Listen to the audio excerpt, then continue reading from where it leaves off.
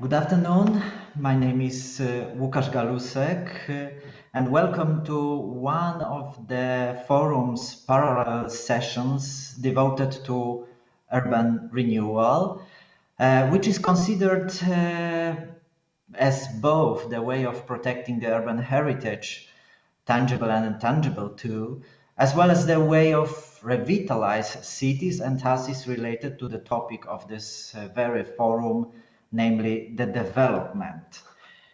This afternoon, we are going to watch 4 presentations from all over Central Europe, starting from the breathtaking Eastern Peninsula through Austrian Styria, Polish Upper Silesia, ending up in Moldova on the Dniester River in the city of Soroca.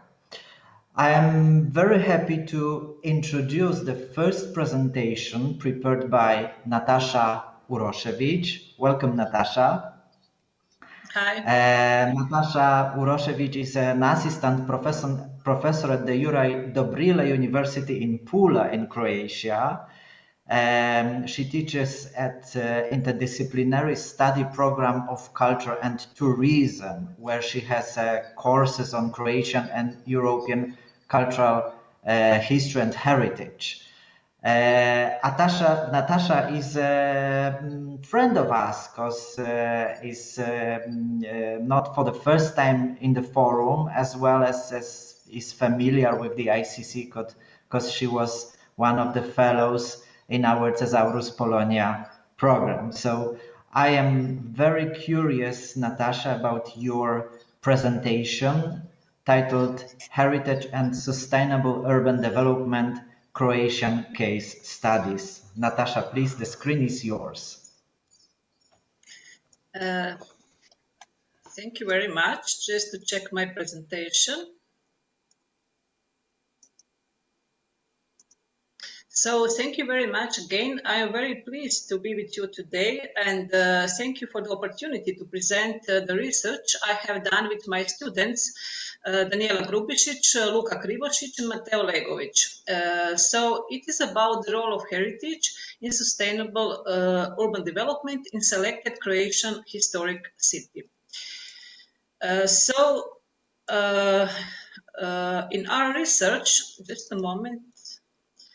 In our research, we elaborated current situation and development perspectives in selected Croatian historic cities, characterized by the transition from the former military and industrial cultural heritage to cultural tourism destinations.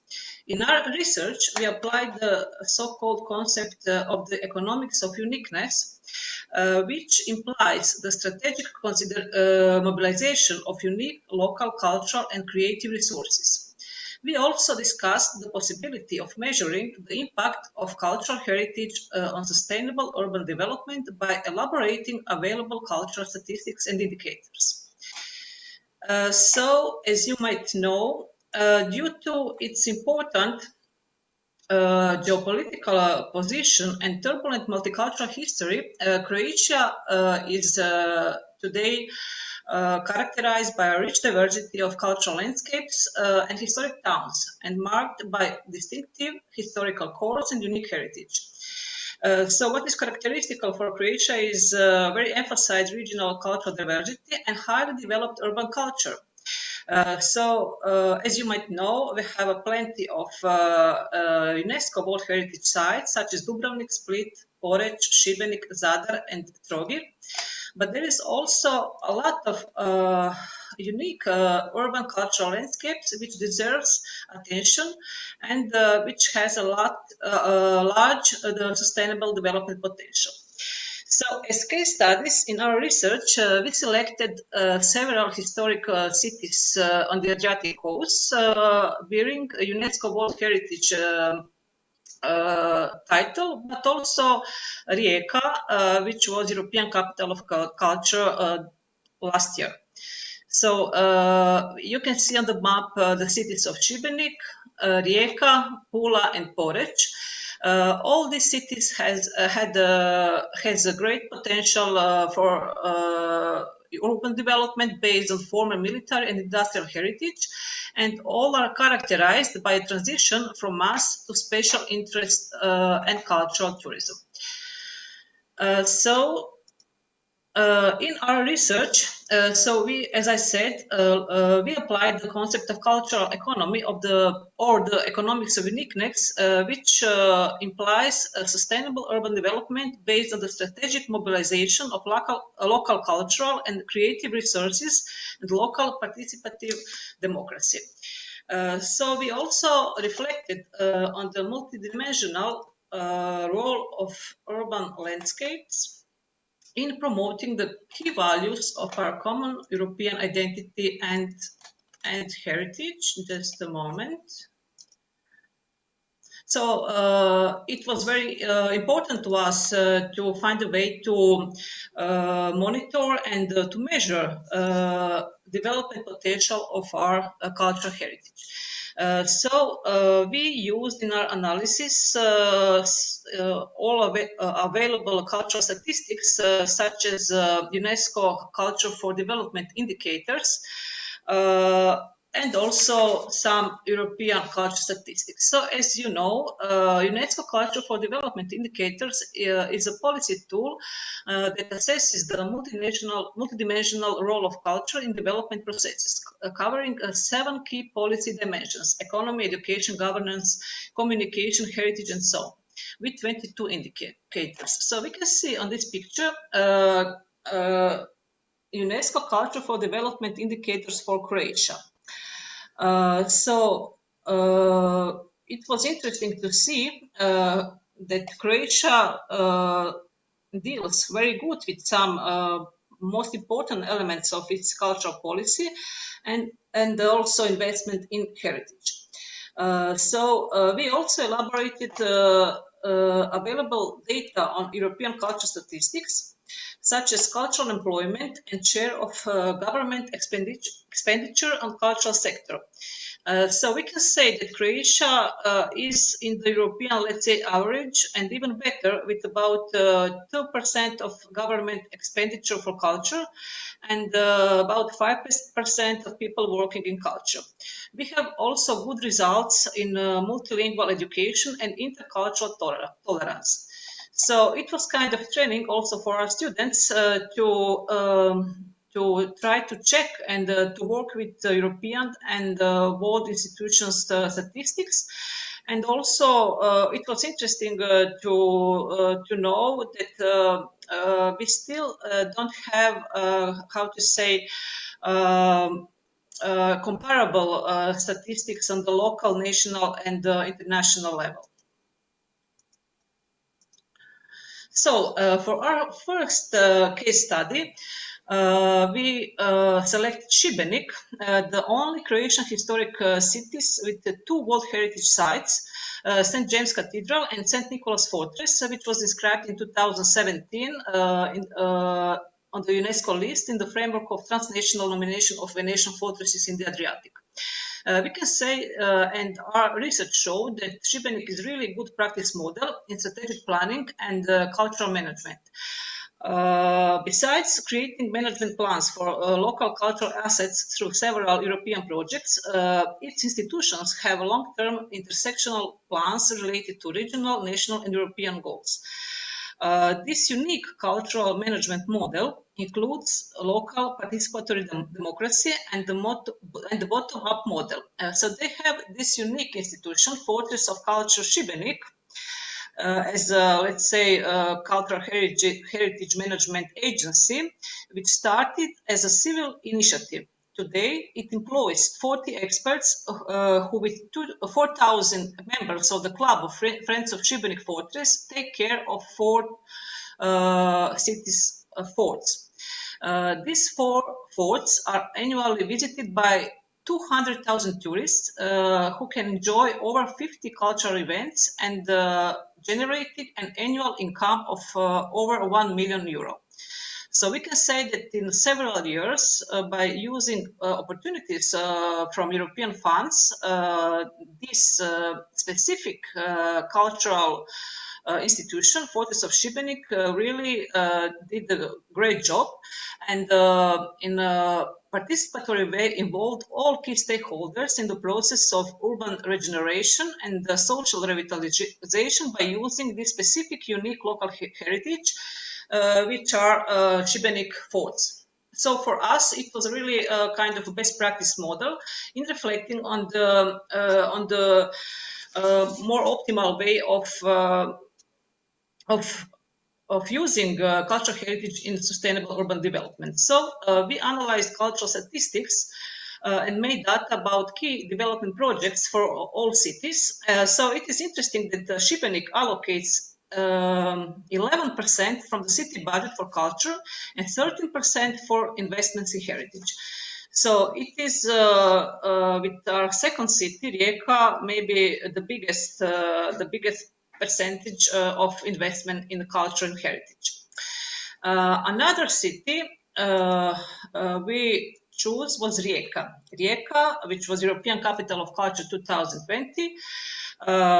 It is important to say that the city has been preparing for the title for a long time, over a decade, and in a very participatory and inclusive way, involving all key stakeholders. The main idea was to revitalize large post-industrial complexes of the main Croatian port into cultural infrastructure, museums, libraries, and creative spaces. Main topics were work, water, and migrations, and they branded themselves as the port of diversity, emphasizing the multiculturalism, tolerance, and openness of the cities as the key values of the European identity. Unfortunately, the opening ceremony coincided with the start of the pandemic, so part of planned programs had to be postponed or cancelled, and cultural employment drastically reduced. In any case, despite obvious problems, 70% of the planned program was successfully organized, and Rijeka remains with the rich legacy of the project, among other. I will show you the beautiful new museum of the city of Rijeka in the former sugar factory.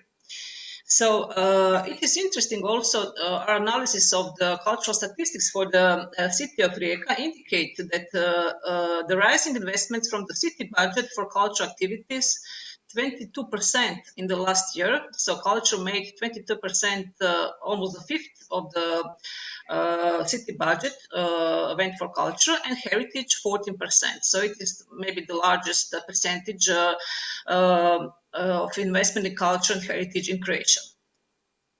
As a third case study, we selected the city of Poreč in Istria. It is a tourist metropolis of Croatia. In 2019, before the pandemic, it realized 10% of Croatian tourism with 600,000 visitors and almost 4 million overnight stays. It is a very beautiful historic city, characterized by a prevalent model of mass tourism with extreme seasonality in summer months, but also great potential for special interest in cultural tourism development. Poreč hosts Euphrasian Basilica from the 6th century, the only UNESCO World Heritage Site in Croatia with outstanding mosaics. Unfortunately, it was very interesting for us that we couldn't find data about visitors, so in this UNESCO World Heritage Site, so this data was unavailable. It is also interesting to note the great potential of unique cultural resources and strong civil sector in Poreč. So it is not only tourism city, it is cultural tourism city, and it has, as I said, a very strong civil sector which organize very popular manifestations such as Jostra. It is a famous living history program. So there is a great potential, I would say, to use in a more proper way this very rich heritage.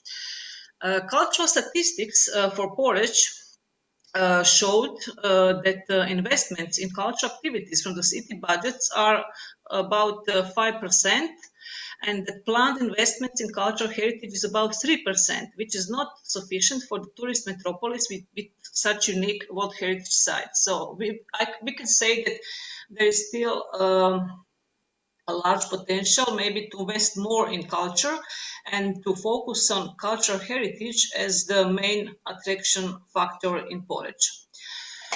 And last but not least, I have some problems with this changing of slides. Pula. Pula, unique historical city, capital of Austria, recognizable for the abundance of cultural heritage sites, with Roman amphitheater arena as the iconic symbol of the city, with large industrial and former military zones in the city port, and very developed cultural industries and festivals. We just had a book festival in the former industrial zone. We will have also this month film festival in amphitheater. So Pula is really a heritage and the creative city, but it is obvious that the city still insufficiently uses the potential of its rich multicultural history and preserved European heritage. So we had not only Roman ancient heritage, so there is really maybe the largest concentration of unique ancient monuments in the historical city core, but also we have heritage from Venetian period and from the Austro-Hungarian period,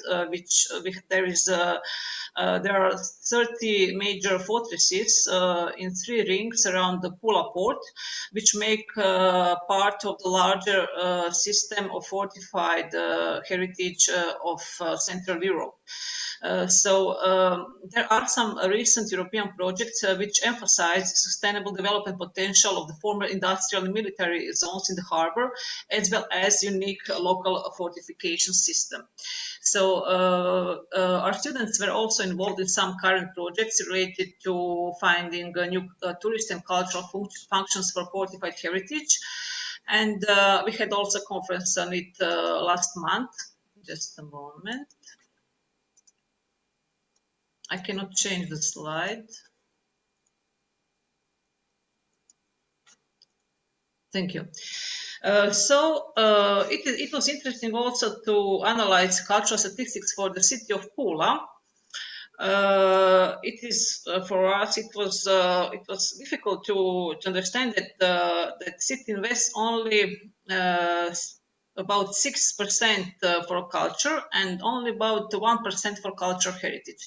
So for the city with so important monuments, which have, of course, also other sources of investment from the Ministry of Culture and from European Fund, we think that we need larger investments from also from the city budget. So it is only about 1% now. On the other hand, there is currently a major project, Pula's fortification system as a cultural tourism product. Oops, just a moment. With almost 3 million euros investment from European Union programs for territorial investment. So we hope that this project will enable also capacity building in local government and also local community, and that with our international partners we will succeed in the process of revitalization of the former military, fortified and industrial heritage. For this research showed that comparative perspective is very useful, not only in teaching, but also in research process. Using key cultural statistics and indicators was also very useful. So I think that we can use this kind of analysis in searching for national, but also European best practice in heritage management.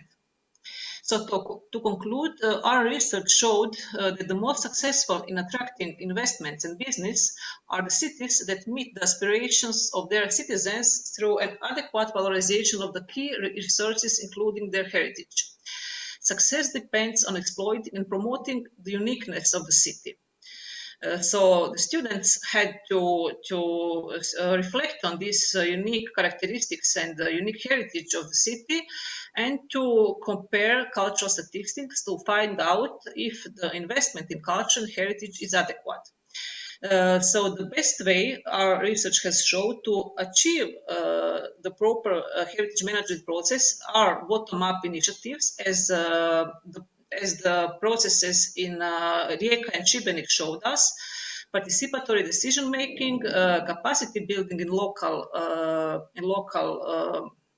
government, and strategic management. So thank you very much, and thank you for your questions and comments. Thank you so much, Nataša. We planned the question and answer part of the session at the very end, so let me just thank you for your presentation. Of course, there are plenty of questions we would like to ask. Let's leave it to the end. And now let me introduce the second speaker of this session, Professor Ewa Chojecka from Poland, from Bielsko-Biała. Professor Ewa Chojecka is one of the greatest Polish art historian and historian of architecture. She is the student of great Ernst Gombrich in London, and in late 70s she founded and led in 2003 the Institute of Art History at the Silesian University in Katowice. Professor Chojecka has accompanied the ICC activity from its very beginning for 30 years now. I have to confess that we could always rely on her wisdom, advice, and friendship. She opened our eyes on dissonant aspects of art and heritage, let it be the industrial heritage or the socialist modernism. And she taught us to approach them without fear and prejudices. So I am very happy to welcome Professor Ewa Chojecka in this session, and I am extremely curious about her way of seeing of Upper Silesia post-industrial dilemmas and new perspectives. Madam Professor, the screen is yours. Ladies and gentlemen, a good afternoon to everybody. I would like to rethink the heritage of what is called Magna Industria, great industry, from the perspective of contemporary deindustrialization. As the entire region of Upper Silesia is facing a rapid technological transformation, the majority of industrial sites, mines, ironworks, power stations, collectively known as great industry, they have proved economically inefficient. And sorry to say, as a consequence, they are gradually being decommissioned. However, some of them have acquired a second life as commemorative monuments with the aim of promoting and preserving historical heritage and local tradition by means of new varieties of new public attractions. The ending of the active great industry simultaneously marks the birth of its myth as a document of history. In the arena of economics and civilization, it is gradually being replaced by new areas of economy. This is happening spontaneously as the final closing down of the previous era, sometimes called communist. However, it is the last 30 years that the Third Polish Republic, sorry to say, has not created a comprehensive project to transform all areas of the post-industrial economy. And for this reason, many social and political conflicts have arisen. But this is one point. At this juncture, we are interested in sites transformed in a modern way into centers of cultural memory of the former industrial heritage. They have become exhibits, artifacts, places of memory transformed by the use of multimedia, and they are mainly the projects of local initiatives and local governments. Numerous sites of this type exist. However, we are looking here at only 4 of them as examples of different methods of design and interpretation. What you see now is the exhibit museum in Tarnowskie Góry. It is a town of silver, lead, and zinc ore mining, metal smelting, with traditions dating back right to the Middle Ages.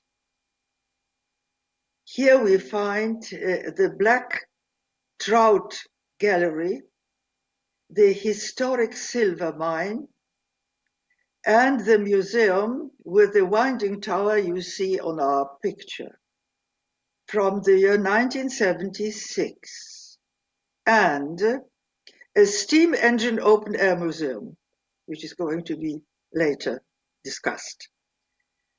Steam engines were brought here from the end of the 18th century, first from England, then from Germany. Goethe was one of the visitors who marveled at them. The historic complex began in the interwar period as a tourist attraction already in the 1920s and 30s.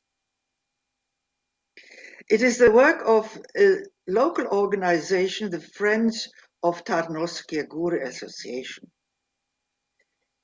Particularly noteworthy is the museum building created by Rudolf Litwicki, which you see here.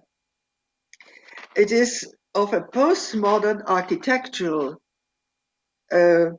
design with 2 parabolic shells. I remind you, 1975.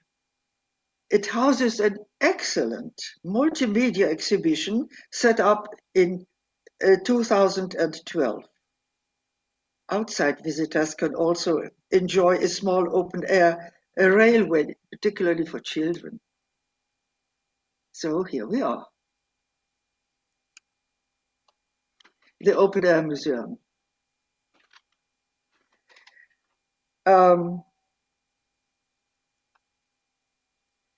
The second, Zabrze, a historic coal mine Guido, named after Guido Henkel von Donnersmarck, established in mid-19th century, is currently a tourist center with attractions including the long night of museums, concerts, and a tour of the original system of underground mining tunnels. The site is included in what is called the Industriada, an annual event commemorating post-industrial heritage.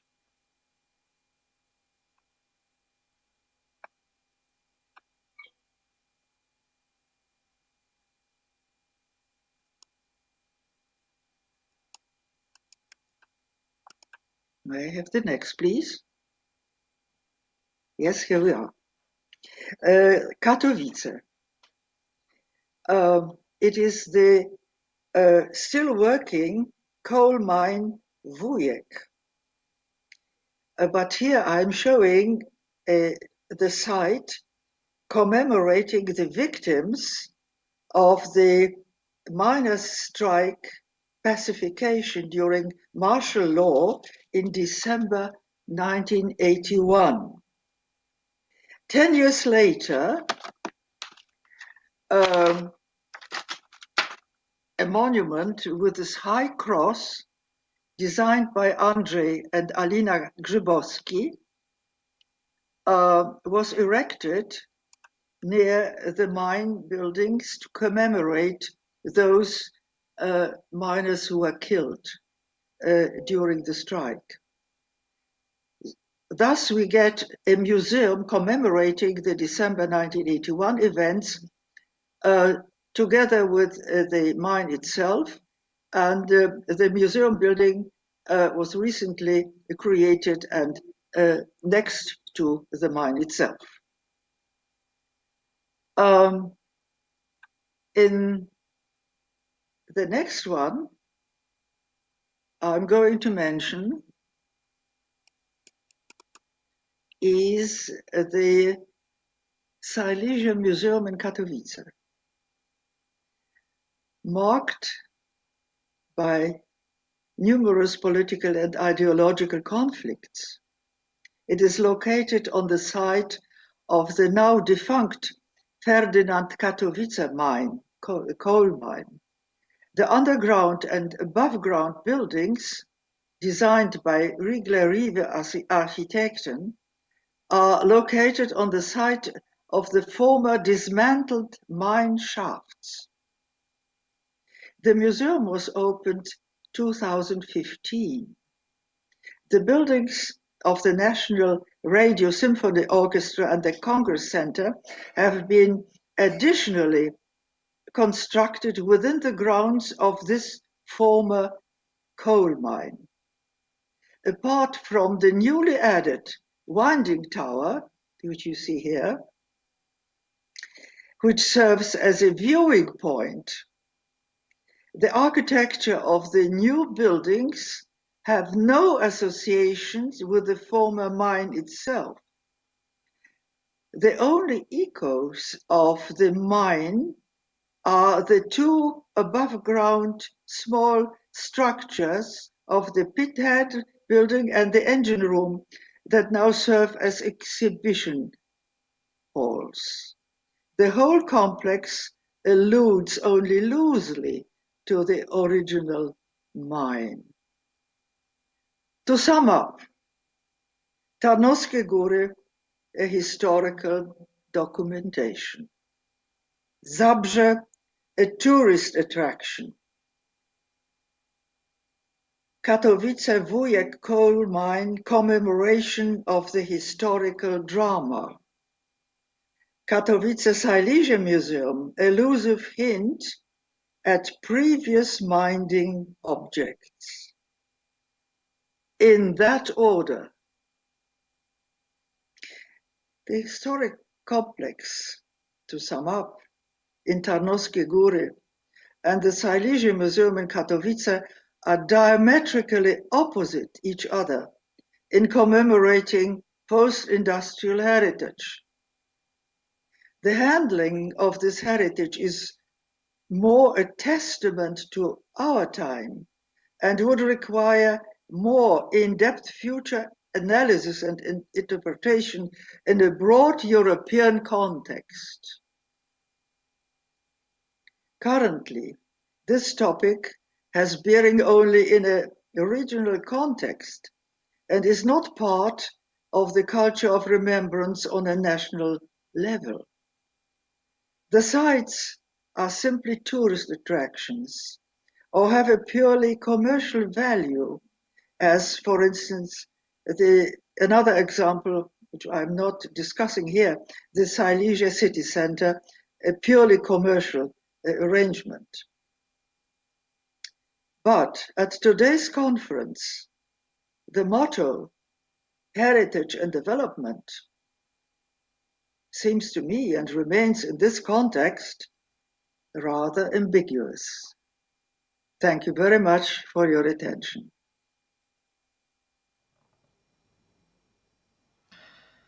Thank you very much, Professor Ewa Chojecka, for this challenging presentation.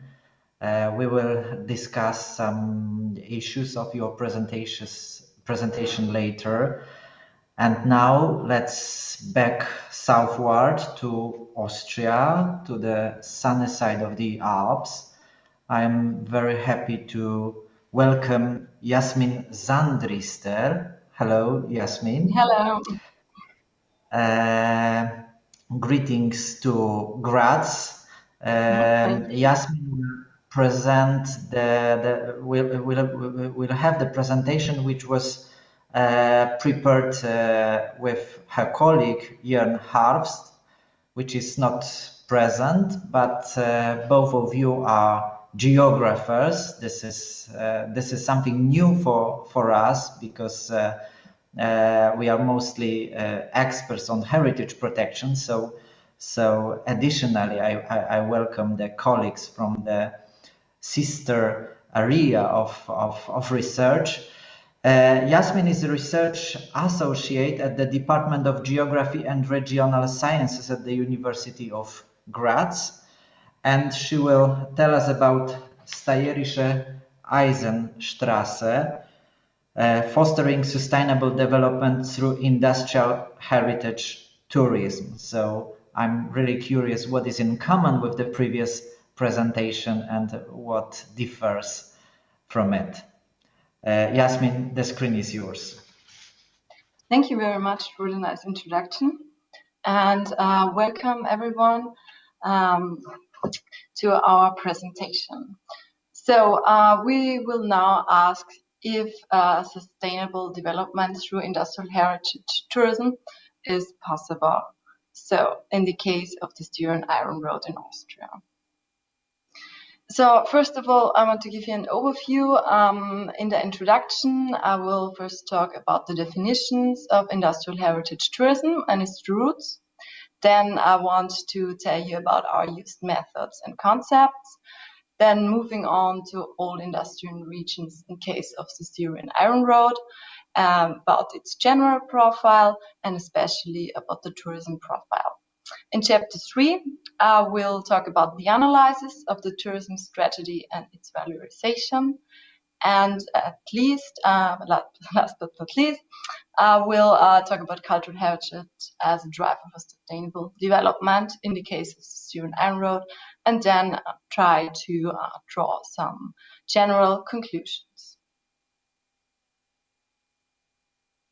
So, just a reminder, I put some definitions on this graphic. As we can see, cultural heritage can be defined as a product and as a process. So it provides societies with the resources inherited from the past, created in the present, and bestowed for benefiting future generations. So furthermore, we can, of course, distinguish between tangible, intangible, and natural heritage. So lately, there has been a shift of the preferences to more intangible heritage. So it's the latest trend to say. When we now talk about industrial heritage, 2 points are very important here. So the industry can be described as material legacies of human activity in settlement and landscapes. And the intangible part, the competences, which are individual experiences, skills, and knowledge, which are passed on from generation to generation. So if we then combine tourism in this concept, we have 2 definitions prevailing in literature. First, industrial tourism, which is basically more focused on factory visits, and then industrial heritage tourism with the addition of heritage. As we can see here on the left, its definition. So it includes the products, the production processes, the application, and now the historical backgrounds. So this definition, this forming of this definition was influenced by Europe's exhausted coal mines and the desire to develop a new tourism product which will positively influence the image of industrial areas. So our used methods, we used a mixed methods research approach. So we conducted desk research, and we also did surveys as part of our Horizon 2020 Spot project.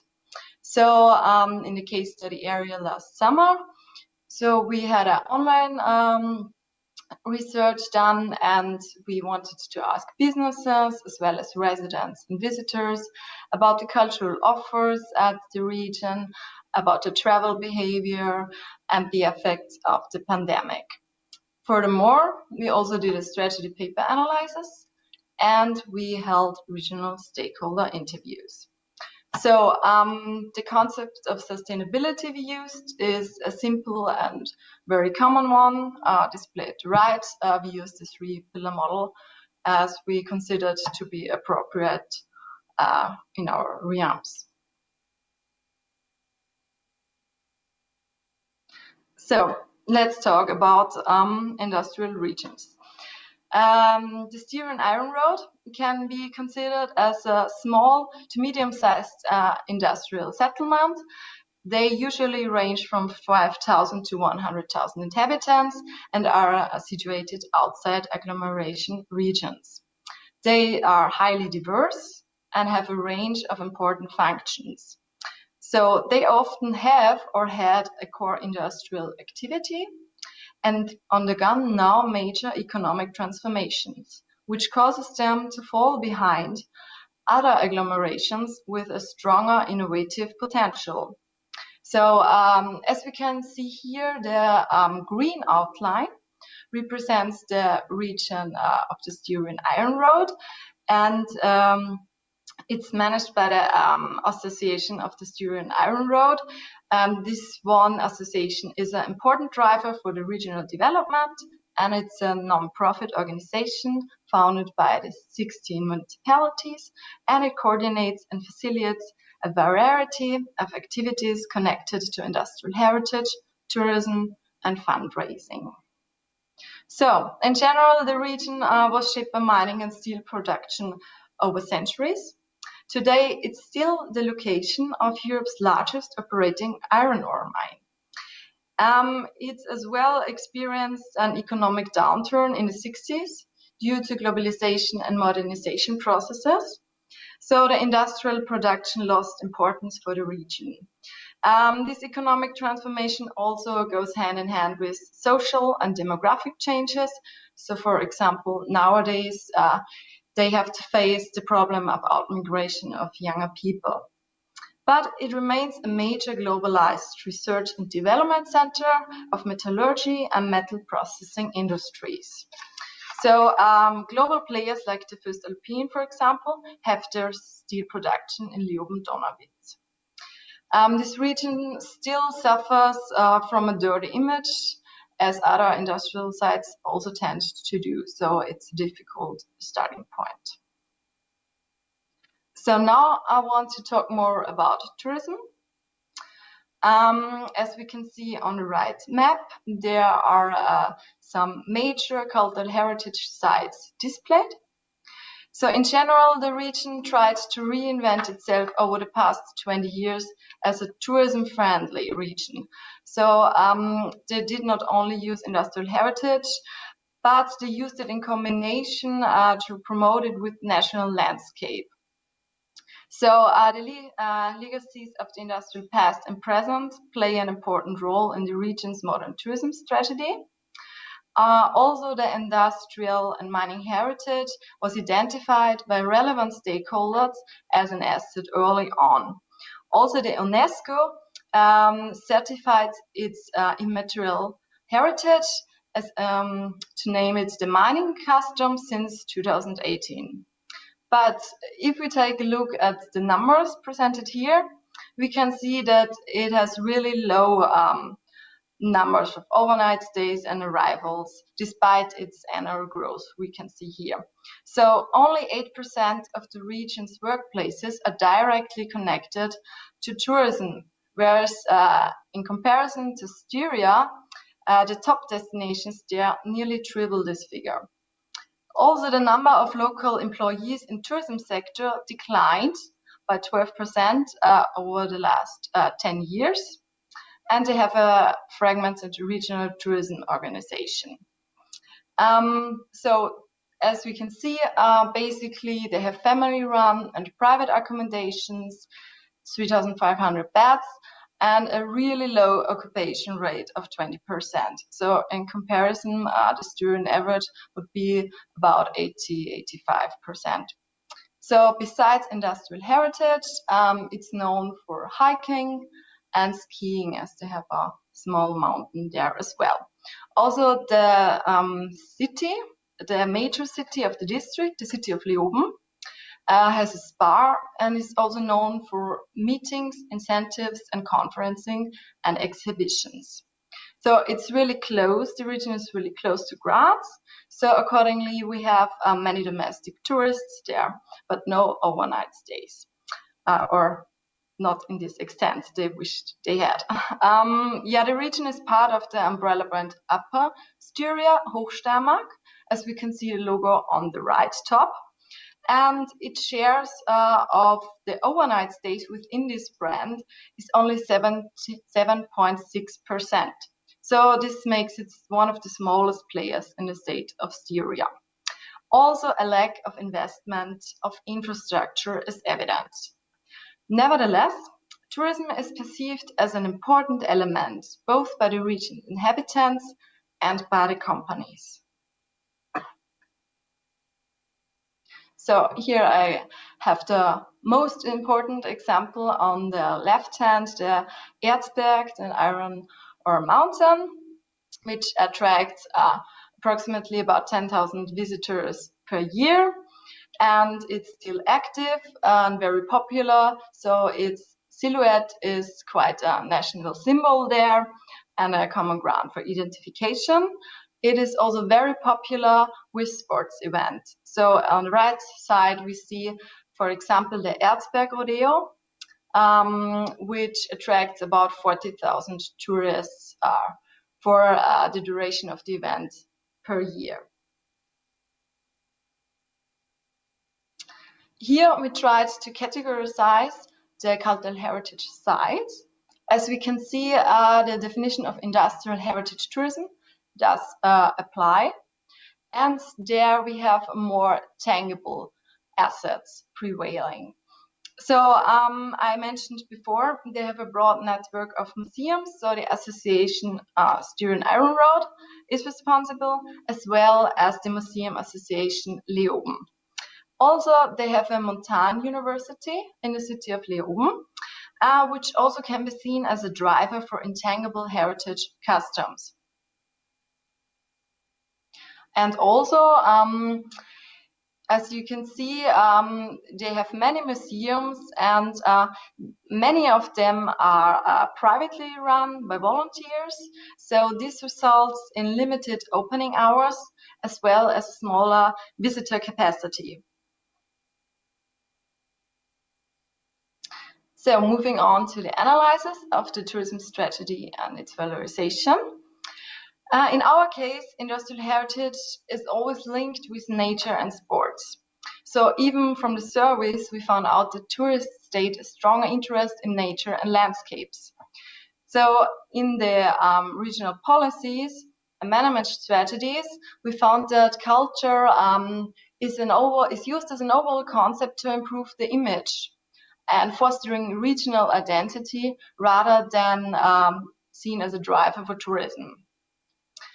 So on the other hand, this is also good because fostering regional identity, the residents have really a positive attitude and are proud of the cultural heritage and are very likely to provide insider tips and really see their cultural heritage as an asset. Also, as mentioned before, we have a weak infrastructure here, also a weak information and communication strategy. So this was mentioned manifold, that there is no information at the spot and there is really a need to improve the communication. So they just have basic marketing efforts and it really differs what they are presenting. So also a lack of gastronomic offer is evident. This was stated both from residents and the tourists. And this may also contribute to the quite large number of visitors' disaffection of tourism experience, which is really wrongly and should be improved. But on the other hand, willingness to develop tourism is shown, which is good. So the businesses state that they don't have enough tourists and they wish to intensify the cooperations, and also they have a positive perception of tourism also by the residents. So, can it not be seen as a driver for sustainable development? Industrial heritage tourism is not the solution for many problems facing all industrial regions. It is a rather difficult starting point. So, as we have seen before, I mentioned it, cultural heritage tourism is not defined as a policy goal and a regional strategy. So there is no linkage evident. It's rather focused on regional identity and image improvement. So it would be, and it is, a USP, but it is not treated as such, and it fails to function on a competitive Austrian market. Also, the economic significance is too low. We saw a sector in crisis here, because it seems that not to have economic impact on important regional development issues. This may also be due to its peripheral character, seeing the lack of infrastructure, the bad image, altogether contributing. So what was interesting is that the ecological part was not addressed at all. So this may be case study specific, or it could reflect a general industrial mindset. We can't answer this at this point. But there is space for improvement. So this special identity compared to other regions stands out by terms or like sense of belonging. So the community involvement and the community itself, it's very strong, and they have this shared cultural heritage which they can rely on and be proud of, and this is also passed on from generation to generation. So we can see that it fosters social cohesion. So also positive attitudes prevails, and the locals would of course benefit from infrastructure improvements as well. So, to conclude, can it be seen as a driver for sustainable development? Theoretically, yes, if all three dimensions of sustainability are considered, long-term strategies are evident, and added value creation is assured. Of course, participation does included, and cross-sectoral cooperations are necessary.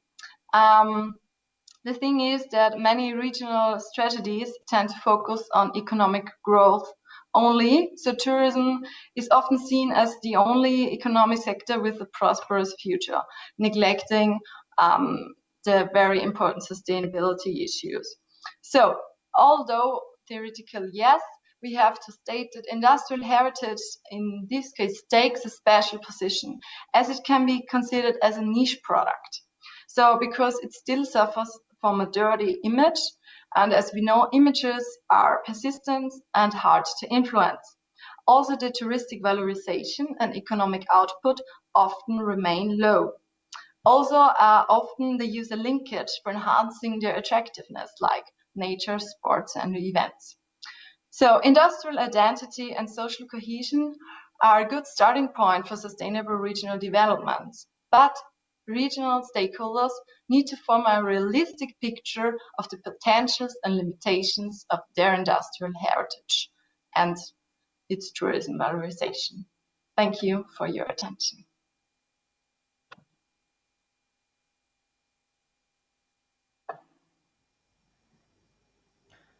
Thank you very much, Jasmin. Somehow you combined two previous presentations. I mean, you combined tourism and industrial heritage to all these aspects and issues we will address at the very end of our session. Please stay with us.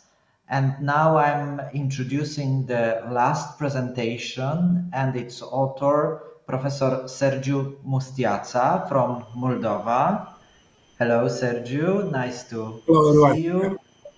Sergiu Musteață is an archaeologist and historian. He's a professor at the History and Geography Department of Ion Creanga Pedagogical State University in Chișinău. But now, for a few months, he's based in Krakow as a Thesaurus Polonia Fellow. And his presentation is going to be about Moldovan-Polish relations, a case of Soroca Fortress. Sergiu, the screen is yours.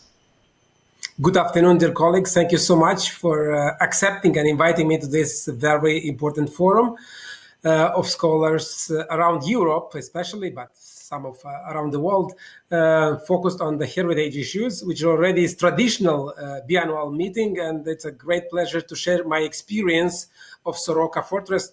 Let's just try if my slide goes on. No?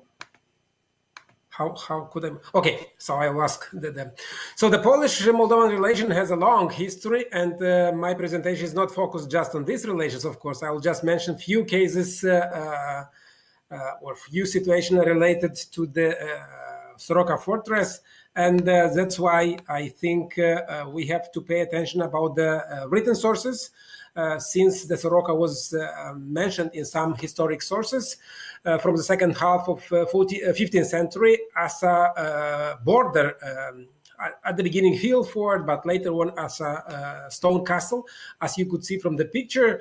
And always it was related to some attacks, invasions, or some movements of people from one side to another side of the Dniester River, as the border fortress, of course, always was related to such different activities, military or economical activities. So the first written mention of Soroca as a custom point we have from 1475, as a result of Cossack attacks on this area, and they cross the Dniester on Soroca area.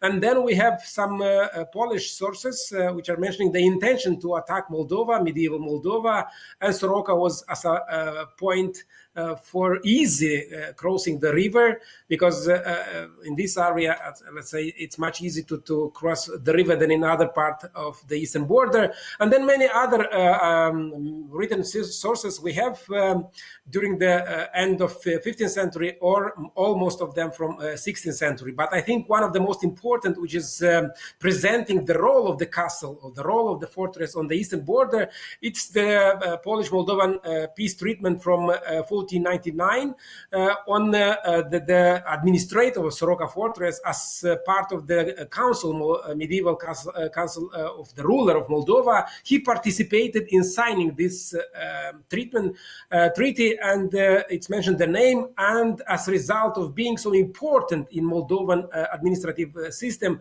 we could see that the administrator of Soroca Castle, it's participating in such important international activities. And then, of course, we also have many other aspects concerning the historic involvement of Soroca in different activities, especially the Ottoman campaign during the Suleiman in 1538, when the Moldova mostly was occupied by the Ottoman army and was focused on some eastern fortresses of Moldova.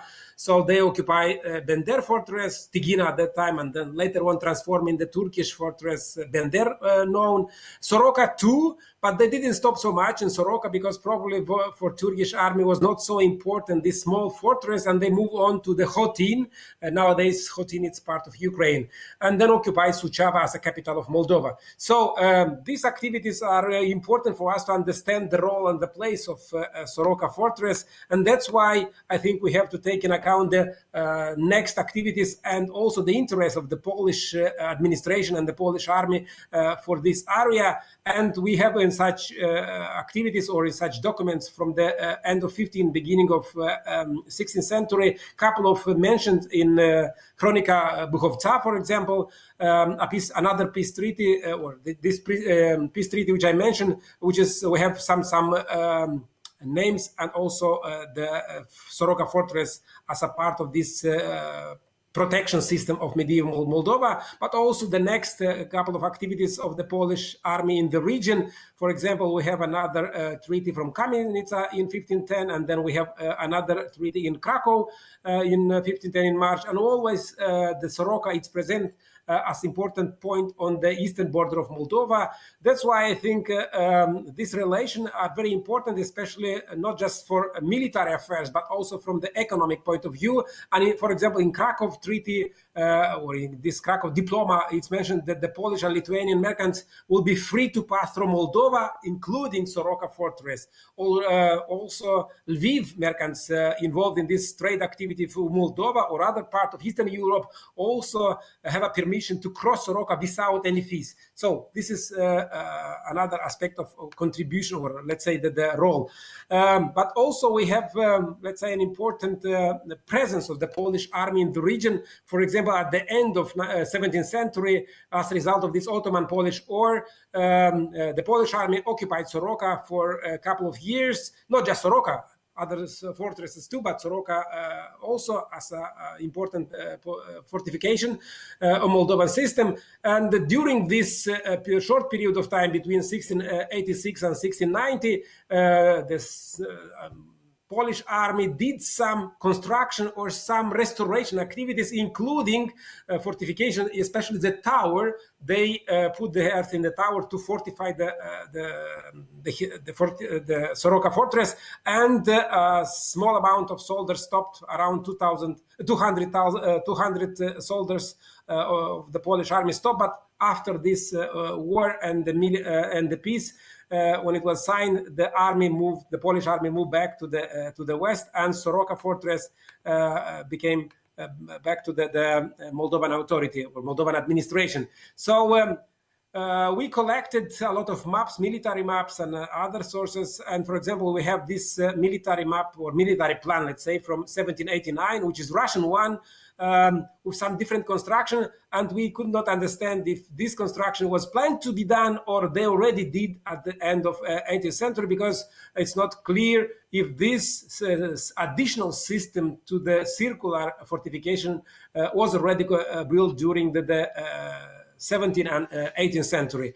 So that's why, as a part of our activities, we try to answer to many questions concerning the history, archaeology, and the role of this fortress on the eastern border of Moldova. So during 2000, or between 2012 and 2015, it was implemented by Soroca municipality administration an European trans-border project together with Romania and Ukraine, and it was called Soroca, so fortifications or fortresses of Hotin, Soroca, and Suceava, as a network, medieval network, but also bringing the new experience to share the heritage between three countries. The project was supported by EU funds, and during a couple of years, all three fortifications were part of this process of rehabilitation or conservation works. So from our point of view, from the Republic of Moldova point of view, Soroca, it's important for us, and you could see that Soroca is everywhere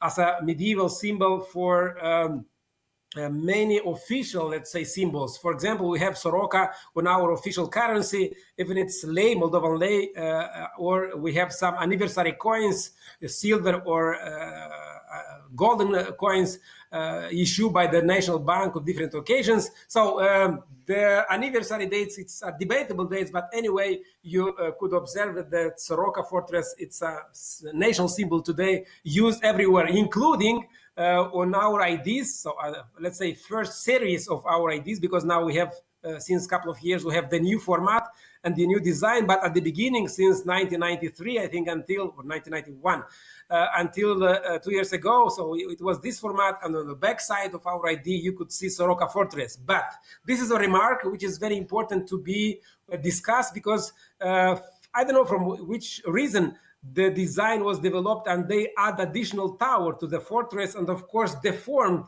the reality of the fortress, probably to give additional security level of ID or not. But I think this issue should be discussed with the heraldic commission and to not repeat such huge mistakes.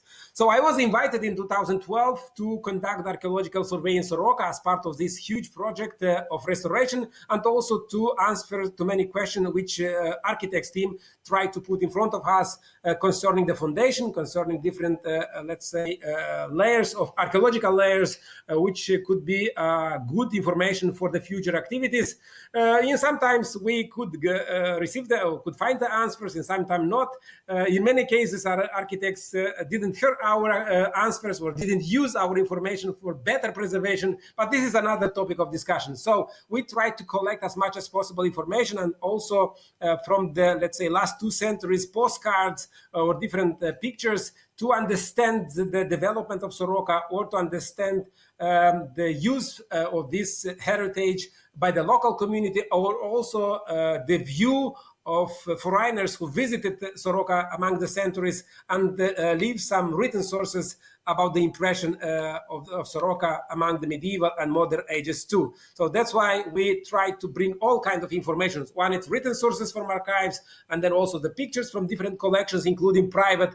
And also we try to discuss the results, previous results of archaeological investigations during the 20th century, especially during the second half of 20th century, by already during the Soviet time. So it was 2 archaeological campaigns at end of 50s and end of 60s as part of the huge project to restore and reuse Soroca for the touristic activities.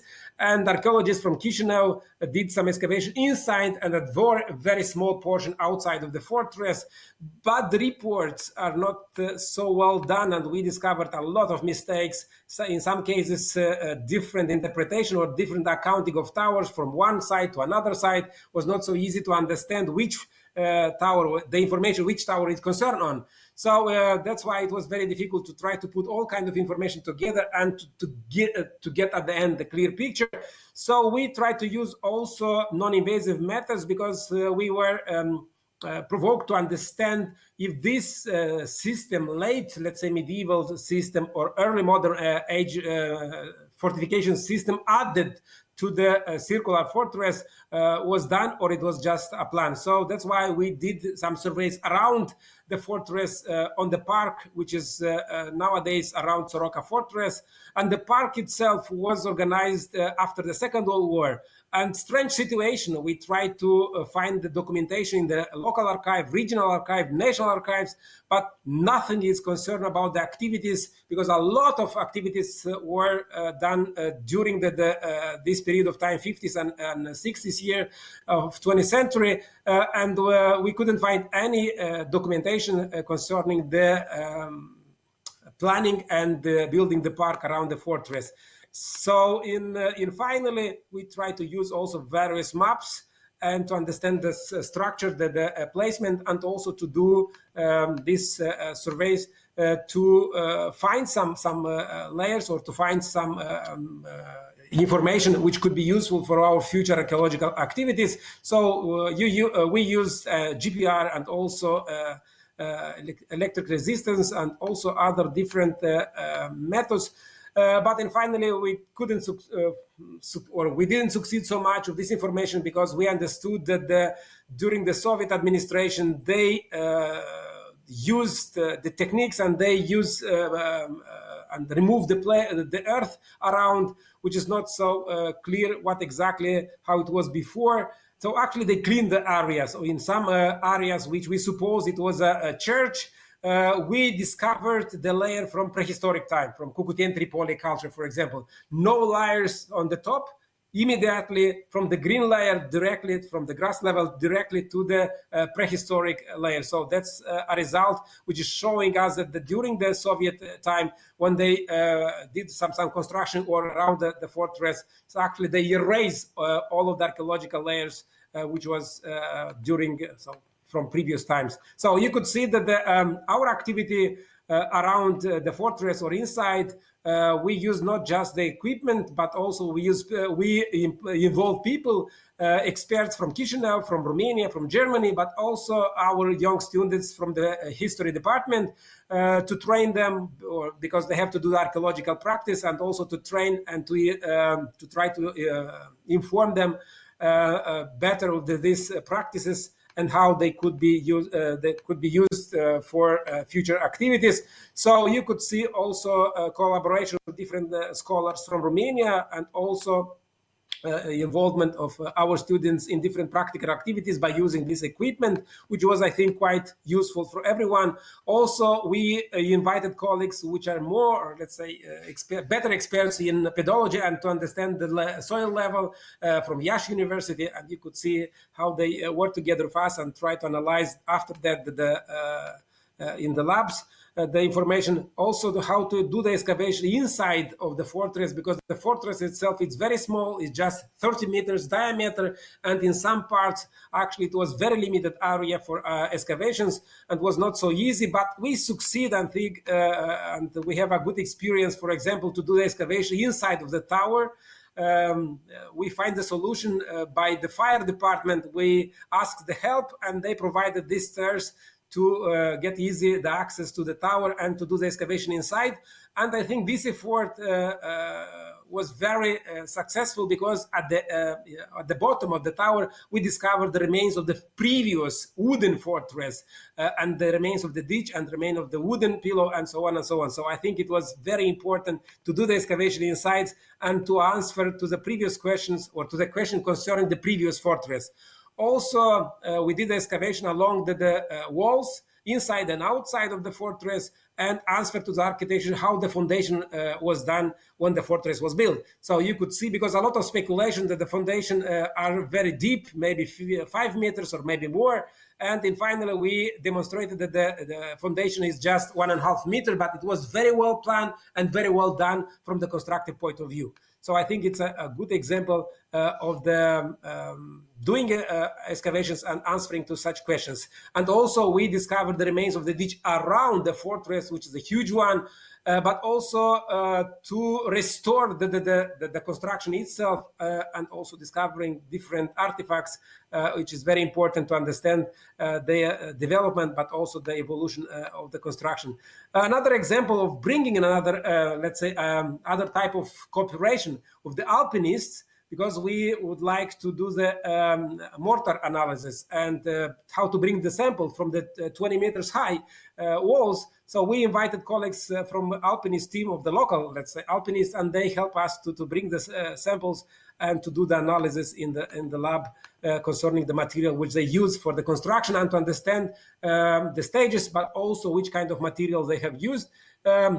So you could see some pictures of the students' involvement in activities. And I think an important discovery are Moldovan coins, because during the previous excavations, I don't know why, but no Moldovan coins were discovered during the Soviet time.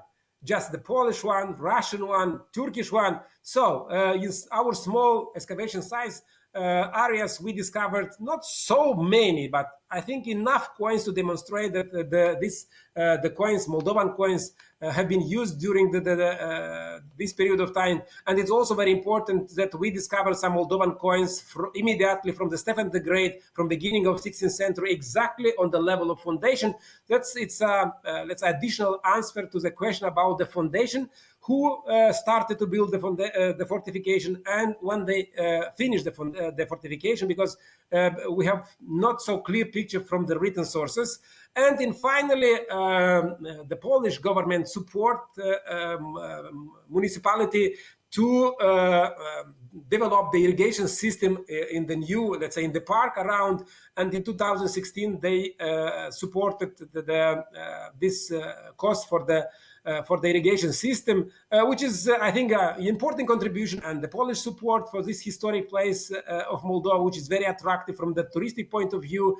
This rehabilitation work increased the number of tourists until last year, of course, because the pandemic situation stopped the visitors. But before, we accounted many tourists. I think that the number it's doubled or tripled in some cases. But concerning the financial such projects, I think that the contribution of the Polish government or EU funds should be better monitored from the perspective of the quality of the work, because international assistance, it's encouraged by various conventions, by various treaties, and it's a good way to share the practices. But I think EU and also different embassies and different governments has to pay attention to the concept and the vision of the project in a way to better preservation and to maintain the authenticity and integrity of the site. So that's why I think Soroca, from one point, it's good experience, from another point, not so well, because what they did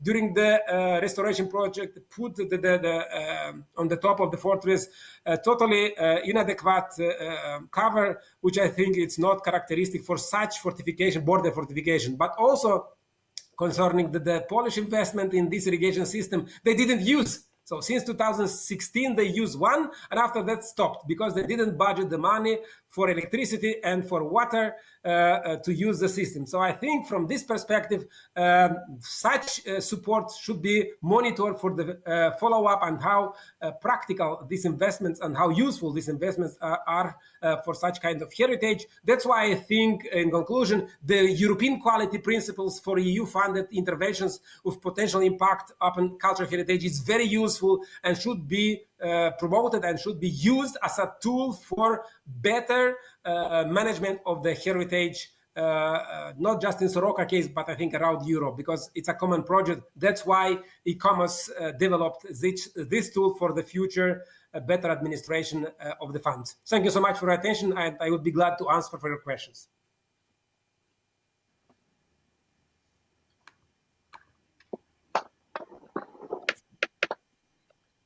Thank you, Sergiu, so much.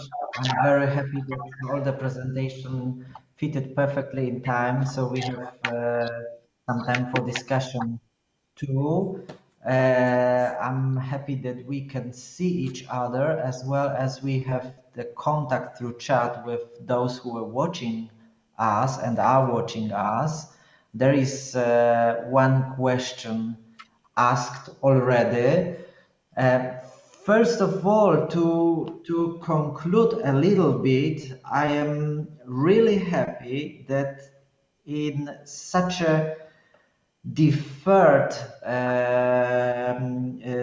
set of presentation, we have touched the issue of development, but not, or rarely, in terms of numbers, in terms of economy, in terms of increasing the amount of tourism, money, and so on and so on. So it makes me really happy that the issue of development we put as a subject of the forum was so well understood, especially after the experience of the pandemic. So let's start. If there is between you some questions for us. Oh, thank you. May I ask Professor Ewa Chojecka first, and then Nataša Urošević. My question is dealing with the Soroca monument. I would say monument. It's a fortress. What strikes is this shape, the geometric form, which reminds of a pentagram. A pentagram and its symbolic meanings is a subject in itself. But is there a link between this shape of the fortress and the pentagram, a symbol of eternity? I wonder.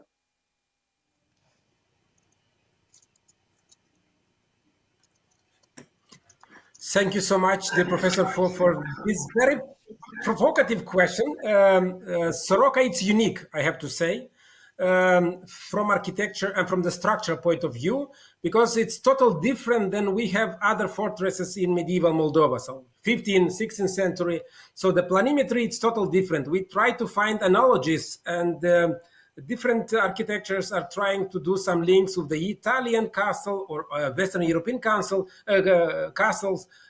We saw an example, more appropriate example from Scotland, but it's too early, from 11th, 12th century. And Soroca fortress, actually it's not a fortress, it's much better to say castle, because in medieval documents it's mentioned zamka.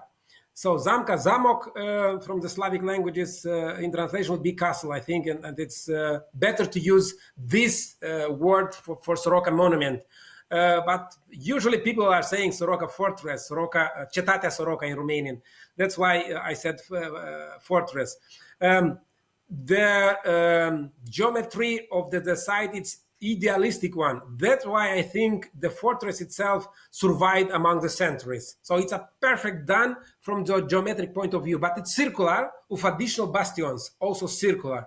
Maybe could be some link with the symbol of eternity. I didn't analyze from this perspective, because if we accept the idea that the Stefan the Great started to build the fortification, probably the relation of the Stefan the Great with the Venetian or the Italian, let's say, architecture, or the people from this part of the world, maybe they suggested different projects, and this one was accepted as the best one for this border fortress. But what exactly the planimetry is meaning, and it is related to some symbolic or some symbols, I cannot say exactly now, but your question provoked me for this, and I will try to look better to this issue. Thank you so much.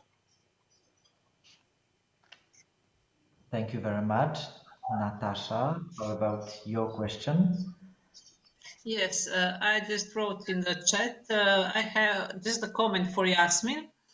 It was very interesting presentation. Thank you for it. I think we have really a lot of common industrial heritage.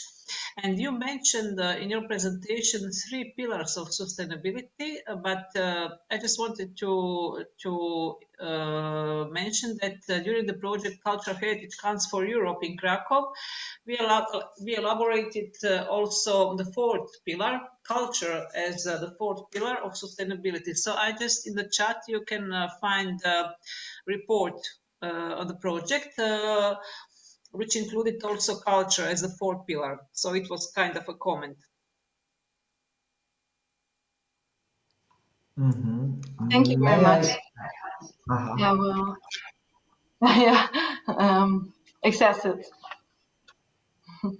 May I continue yes. with Nataša, and to ask also the question about the impact of pandemic to the tourism in Croatia, because your presentation was basing on the coastal part of the country.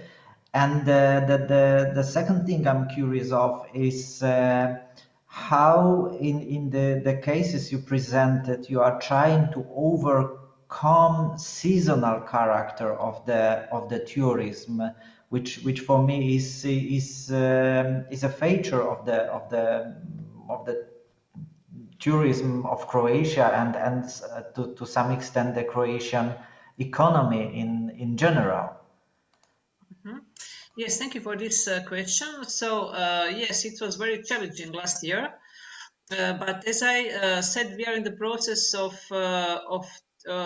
transition from the mass tourism on the coast to special interest and cultural tourism, which could involve all cultural and creative resources also in tourism. So my presentation was not focused only on tourism, but on how cultural assets and the main elements of cultural heritage can be involved in urban development and also in tourism. So to answer, there is still a problem of seasonality of Croatian tourism, but by involving a cultural heritage in its development, I think we can develop much more sustainable forms of tourism.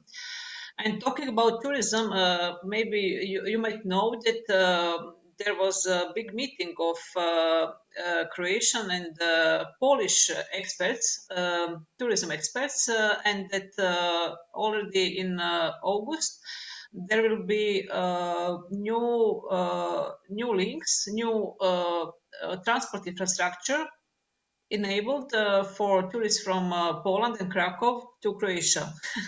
So I think we will have special trains and special connections already prepared for this season. Because for us in this pandemic, the most important tourism markets are Central European markets.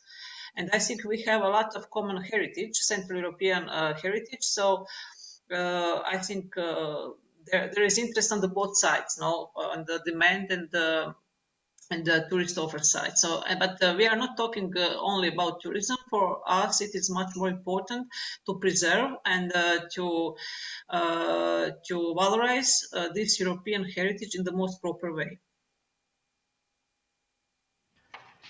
Thank you very much. Also, I really appreciated in the Jasmin presentation that she showed us an example of transforming the negative connotation of industry into some positive base for regional development. And I was really happy to hear such a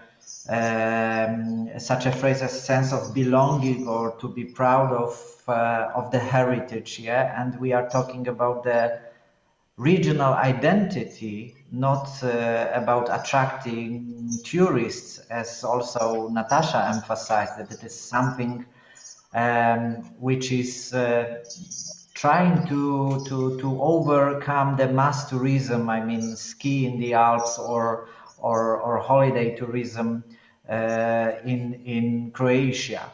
But to some extent, it also touches the issues that Professor Ewa Chojecka raised, telling about the transformation of the region and transformation of the of the industrial heritage, not only into the touristic one. And there was the question asked by Marta Wróblewska to Professor Ewa Chojecka. Could you elaborate more on the political and ideological conflicts you mentioned that are connected with the Silesian Museum? I'm afraid it is probably the subject for the whole presentation, but let's try to comment a little bit. May I ask you?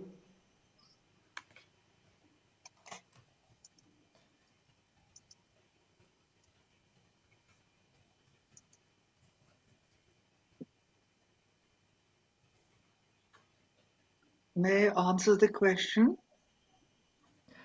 To elaborate a little bit the political and ideological conflicts you mentioned, which are related to the Silesian Museum in the former Yes. coal mine in Katowice. Yes.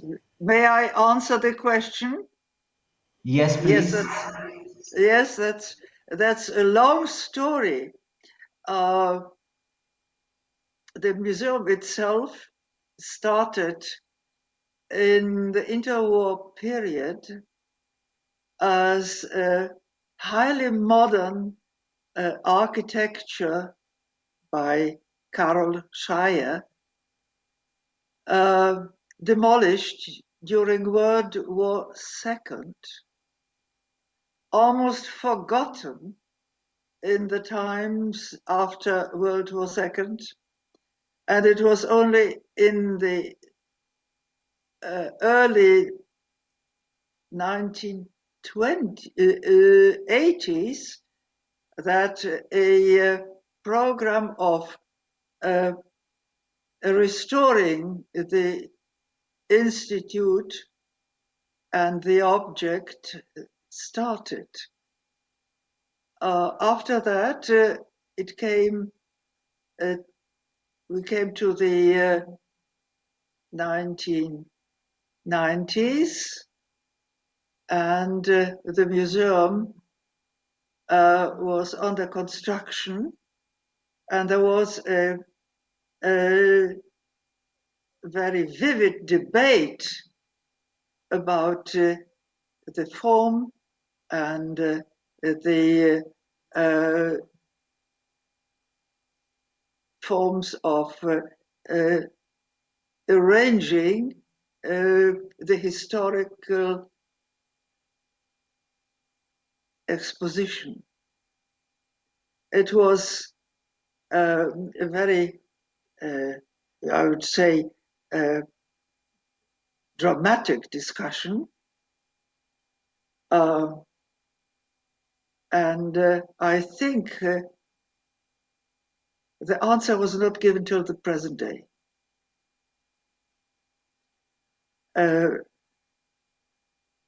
Should it be arranged from the standpoint of local opinions, European opinions? Should it be rather universal or local? Which elements are? It was something similar to what happened to the great Museum of World War II in Gdańsk.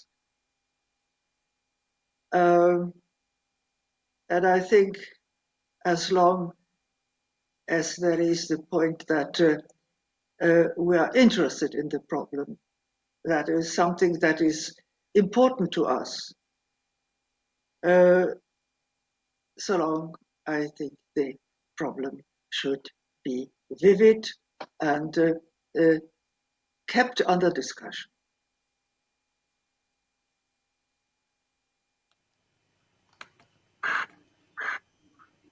Thank you so much. And when we are talking about the identity, I have also some thoughts and some association concerning Soroca fortress. To what extent, because Sergiu has shown us the real archaeological service, historical service, but showing us also coins, banknotes, and IDs, we are touching also the subject of something which was called inventing tradition, and it was very important for the nation identity building and not related to the particular time, let it be 19th century, let it be early 20th century, and it can also be the beginning of the 21st century. To what extent Soroca fortress plays an important role also to building the Moldovan identity, and what is the position of the monument in the imaginative system of the Moldovan identity? Thank you. Very good question. It's you're perfectly right that Soroca fortress it's a symbol for Moldova as a, let's say, new independent state, but in this process of fundamentation or creation of the Moldovan identity, which is a very sensitive issue in Moldova because it has different approaches. One from the nowadays Moldova, another it's from the Soviet Moldavia, which is a little bit complicated to explain in a few minutes. But anyway, Soroca used as a symbol from these two movements in Moldova. One is supporting Moldovans as a part of Romanian nation or Romanian people, and also another movement which are using Soroca from the real own Moldovan perspective as a Moldovan identity, which is different than Romanian is. So that's why Soroca, it's visible from different perspective, and also different activities which was done during the last couple of decades. At the end of Soviet Union, the most of these protests against Communist Party and this national movement was around Soroca Fortress. Different meetings started in front of Soroca Fortress. So from this perspective, I think my colleagues, scholars who are working on identity issues have to pay more attention and to try to discuss the role of Soroca in this identity discourse and how it is used for building tradition, for the new tradition of Moldovan society. And now, after restoration, a team of people started to organize such medieval festivals, which are also from Moldovan perspective. So I think it's an important issue, sensitive, but should be discussed and should be better analyzed how Soroca it is used as a symbol for Moldovan society.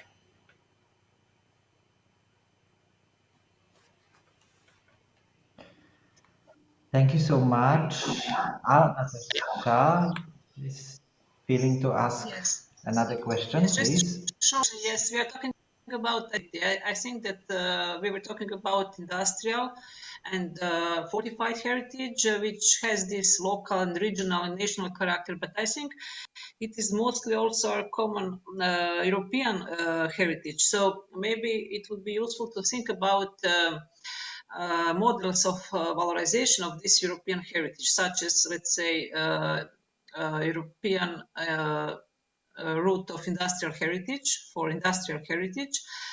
As I mentioned, we also have a lot of, unfortunately, post-industrial heritage in Croatia. And it will be very useful maybe to connect and to network all these sites in Croatia, in Austria, in Poland, which has a lot of common characteristics, but also this fortified heritage. So we are doing the same now in Croatia, trying to find common characteristics of Central European fortified heritage. So maybe I think it would be useful to try to valorize it in this way as a European heritage by connecting and networking in routes and other different common initiatives. So thank you.